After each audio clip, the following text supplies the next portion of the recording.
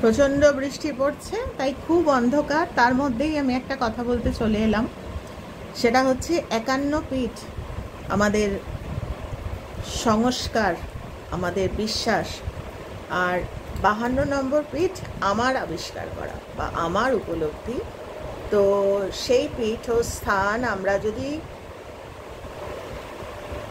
আমাদের জীবনে স্থায়িত্ব না দিতে পারি, তাহলে কিন্তু বাইরে ঘুরে ঘুরে 51 পীঠে আমি জানি না কোনো লাভ হবে কি না, ওই পুজো দেওয়াই হয়তো সার হবে। তো আমার মনে হয় 52 নম্বর পীঠস্থান, যেটা আমার মন, আমার হৃদয়, সেই পীঠস্থানে যদি মায়ের অধিষ্ঠান আমরা করতে পারি, তাহলে কিন্তু আমাদের সমস্ত ধর্ম বা আমাদের মানুষের ধর্ম কি, মানুষকে শান্তি দেওয়া, মানুষকে খুশি রাখা, আর নিজেও শান্তিতে থাকা। তো সেটা কখন সম্ভব? বাইরে গিয়ে ঘুরে আমি সবই বুঝলাম, কিন্তু আমার 52 নম্বর যে পীঠ, আমার মনুষ্য জন্ম, আমার মন, সেইটাই হচ্ছে মায়ের অধিষ্ঠান। এবং সেই 52 নম্বর পীঠ যদি আমি আবিষ্কার করতে পারি নিজের মধ্যে, এবং একদিনে নয়, সেটা রোজ, আজকে আমি আবিষ্কার করলাম, আজকে আমি ভালো থাকলাম, আজকে মানুষকে কষ্ট দিলাম না, কিন্তু কালকে আমি পীঠস্থান থেকে আবার বেরিয়ে গেলাম, তাহলে হবে না। এটা হচ্ছে আমার, মানে কি বলবো, ভাষায় বোঝানো না খুব মুশকিল। কিন্তু কেউ একজন আমাকে লিখেছেন যে 51 পীঠ, 52 পীঠ নয়, 51 পীঠ, 100 বার 51 পীঠ মায়ের, আমরা জানি প্রত্যেকেই। 52 পীঠ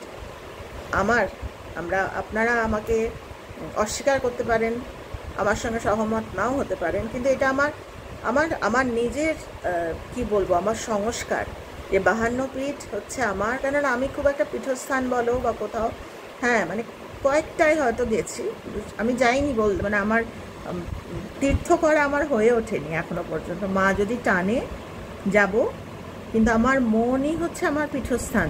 সেই মনকে আমি সব সময় চেষ্টা করি আমার সাধন দ্বারা, আমি মানুষের সেবায়, মানুষকে শিখিয়ে আমি আমার জীবনটাকে উৎসর্গ করতে। তো ভাবলাম এটা একটু শেয়ার করি। 51 পীঠই একদম সঠিক, আমি 52 পীঠ আমার বলা উচিত হয়নি, কেননা 52 পীঠটা আমার পরে বলা উচিত ছিল। 51 পীঠ, 52 পীঠ হচ্ছে আমি নিজে বলি, এটা সকলের জন্য নয়, এটা আমি নিজে বলি, যারা বিশ্বাস করবে তারা মানবে।